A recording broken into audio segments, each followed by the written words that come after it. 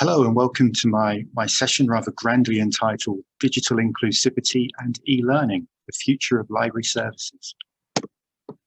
My name's Gavin Phillips and I'm the Category Manager here at SUPC for Academic Services. Those of you who are unfamiliar with that, Academic Services focuses on areas of spend which are more directly student-facing. Currently, this comprises 2 library agreements, one for subscriptions agents and periodicals, one for books and ebooks. And we'll be looking to expand the scope of the category as I get used to the role.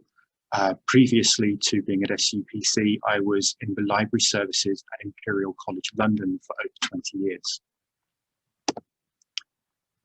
So what's going on in the market at the moment? So I've broken this down into the 2 agreements really. The key area of the periodicals agreement is a shift to open access publishing within the sector. Often this is an ideological thing where the idea of public money funding public research being available to the public is very desirable. And often it's actually a funding requirement in the first place for research to happen. What we've seen in the last couple of years here is the negotiation of read and publish deals with the big publishers, often led by JISC. What this does is it changes the spend from paying to read to a mixture of paying to read and paying to publish. And that renegotiation with the big publishers has caused those publishers to review the mechanisms for their business and to review the costs that they incur. One of the impacts here is that they have sometimes cut out our subscriptions agents, and that has led to a reduction in spend on our agreement. So to give you an idea, in 2019-20, the total spend on the agreement was £46 million. And this was actually a drop of about 11 million, or around about 18% on the year before. What we might see as a result of this in the future is that the costs to our members on this agreement actually rise. Our agents may be left with the publishers who are, we call them the long tail. It's basically the publishers who don't cover the sort of 70% of most of the publishing and are more costly to deal with. If our agents are only providing that material to our members, then the cost of those are going to have to rise at some point. We're also seeing a bit of a consolidation of suppliers. We currently have 4 suppliers on the agreement. 2 of them recently have become part of the same company. So we might see that reduced to 3 in the next agreement. And in fact, over 99% of the spend is on 2 suppliers alone. Within the books agreement, the big trend has been the accelerated shift to digital resources, particularly around digital textbook activity. I'm going to illustrate this with a couple of handy graphs. So what we're seeing on the left here is the books and ebooks agreement as a whole and the percentage of spend which is on digital resources. And this was swinging to digital anyway before COVID hit, but we can see that actually in the last year and a bit, it's doubled. The last full year before the pandemic, 42% digital resources. This year so far at Q2, 84%, practically double. We are starting to see print resources resurge a little bit. Some of our suppliers are noting that they're getting more orders for print books, but really it's not going to go back to the way it was. Much of this shift is permanent. The right-hand chart looks at the activity around e-textbooks. This is our main sublot for e-textbooks, lot 5.1. E-textbooks are phenomenally expensive. So in the past, it's been something which not too many members have used, and we can see 29 members in 2018-19 spending on the agreement. But that has now more than doubled as institutions have been forced to look for digital solutions for their teaching resources. So to give you an idea of what's going on within the sector, what sort of insights can I provide you with? The first one I want to talk about is the inclusivity of curricula and also of library collections. and you might see the term decolonization used frequently. What this is about is it's taking the traditional view that we have on teaching and on subjects, which is generally quite dominated by voices which are white, male, Western, colonial, and expanding that out to bring in more voices to make the view of any subject area more inclusive. And what we find is that often these materials are not readily available in the UK and through our normal supply chains. And those supply chains for some of these titles can look quite different. So, for example, a book published in some parts of the world may not actually have a list price, and therefore it does not sit very easily within the current framework agreement, which is very discount based. So what we've done is to take the feedback we have from members, but also to talk to our suppliers, particularly those who are based in Europe, to understand that supply chain a bit better and how we're currently erecting barriers to that kind of supply. And we're looking to take those barriers away when we re-tender for this agreement in the next few months. And then we can use the actual length of that contract to try and kindle more interest and more activity in that kind of spend. There's also a sector focus on metadata, and I am not going to go into too much library detail on metadata for you. What I will say is that bibliographic metadata underpins value for money and a better student experience. It allows people to not just to find and access a resource, but the ease of access in the first place. And as search technology gets more sophisticated, the quality of this underlying metadata will be vital to unlocking those benefits to students and to institutions.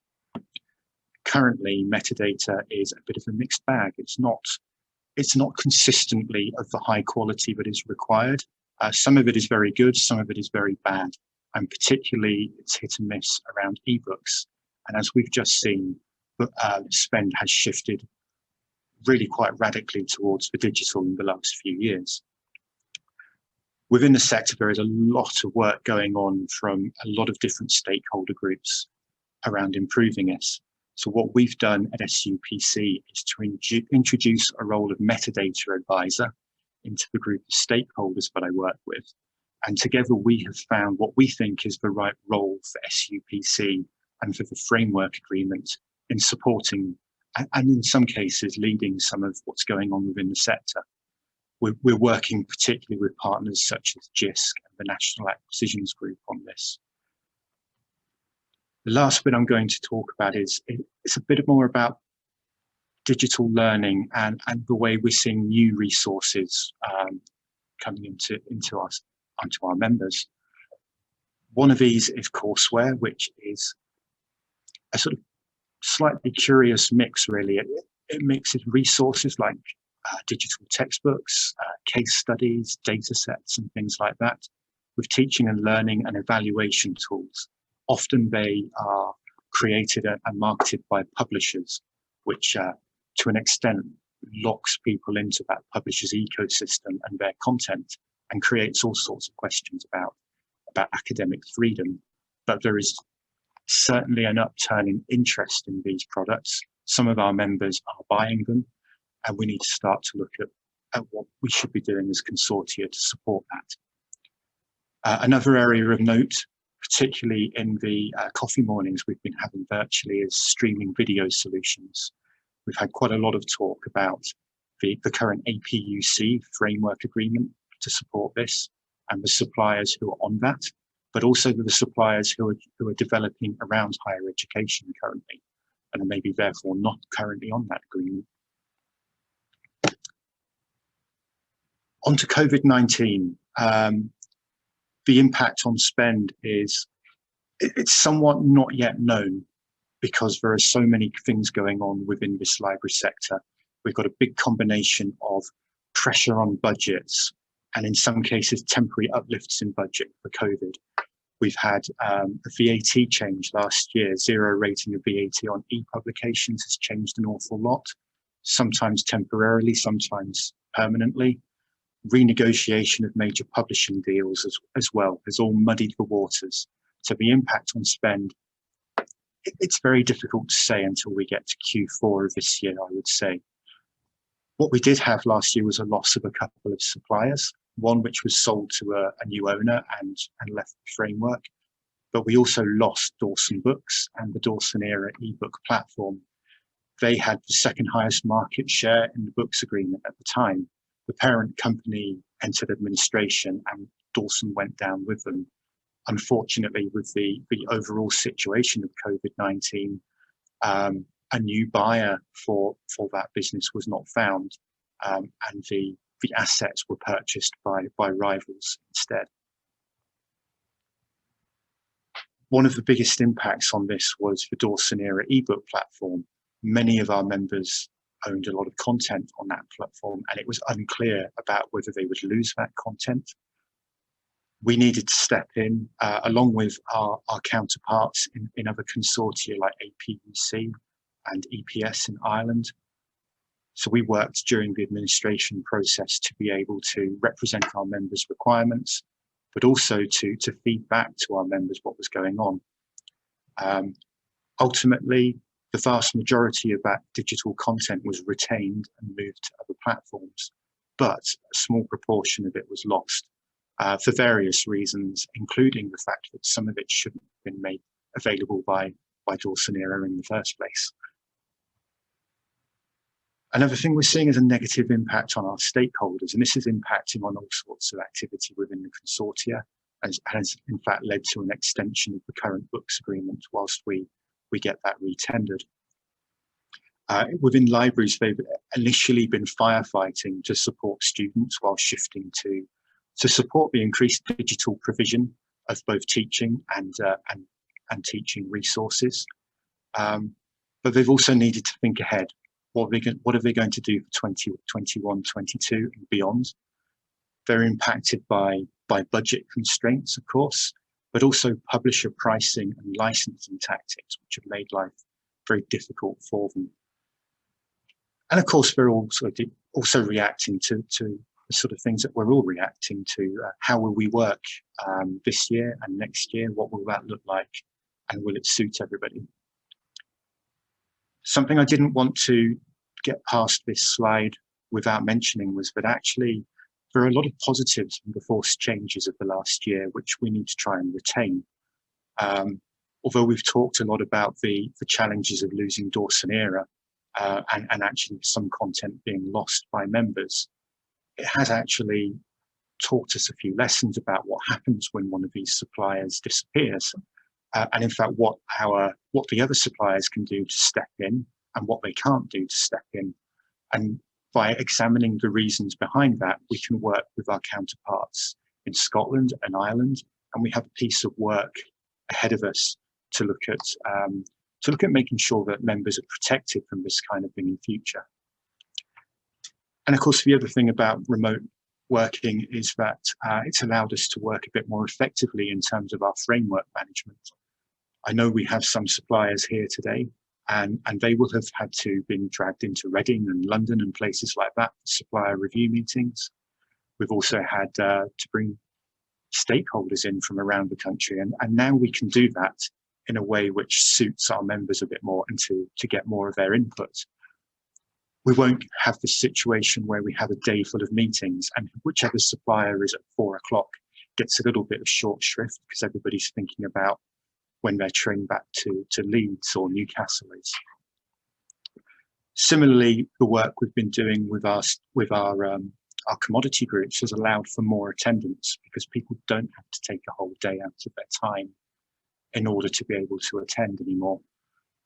And in fact, our last commodity group was 50% up in attendance on the previous ones. So what's going on in terms of new framework agreements? I did talk a bit about expanding the scope of academic services. Much of this work is still to come, so there are no new frameworks planned, nothing concrete anyway, but there are areas at which I'm interested in exploring. I talked a bit about courseware earlier. I think this is something which it strides over what I'm doing, but also the IT category and possibly what's going on certainly in Scotland. So I think there's some joint work that can be done there to try and explore what is required, what's being spent currently, and to look at the scope for a framework agreement.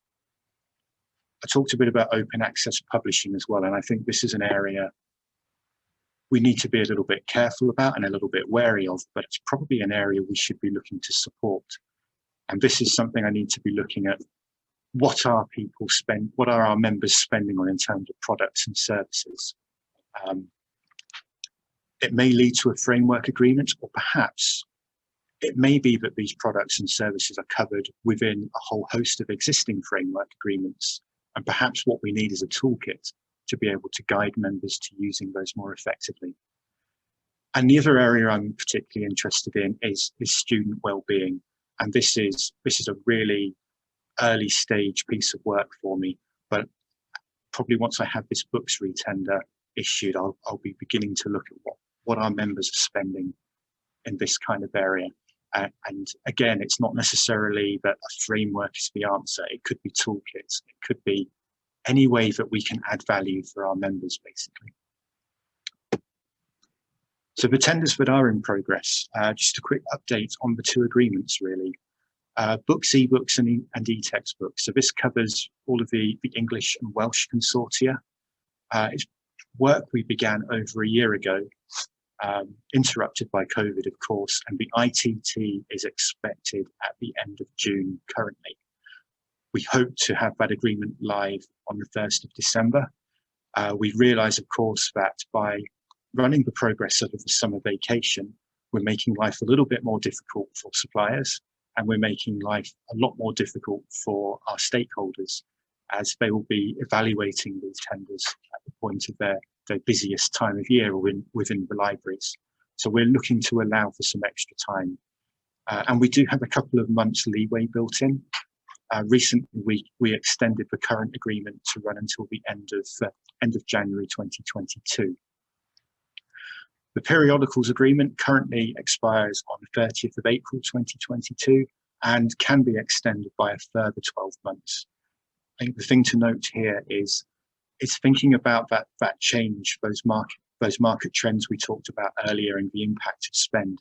We want to review with members and suppliers during the summer what the impact of that is, and whether we can take that further 12 months or whether actually it's in everybody's best interest to retender earlier. So finally, I just wanted to leave you with a few resources that you may be interested in. The SUPC pages for those two agreements are listed here. And the third resource here is the Library Purchasing Coordination Group. So this is something that is run under the banner of JISC, but contains representation from all of the UK LUPC consortia, as well as the likes of SCONL and Research Libraries UK, and there's some library representation on there as well. That takes a view of not just the two agreements that I run, but all areas of library purchasing, those which fall into IT as well as into academic services. Okay, so that's all I have for you today. I'm around for questions if you need to ask them. Thank you very much.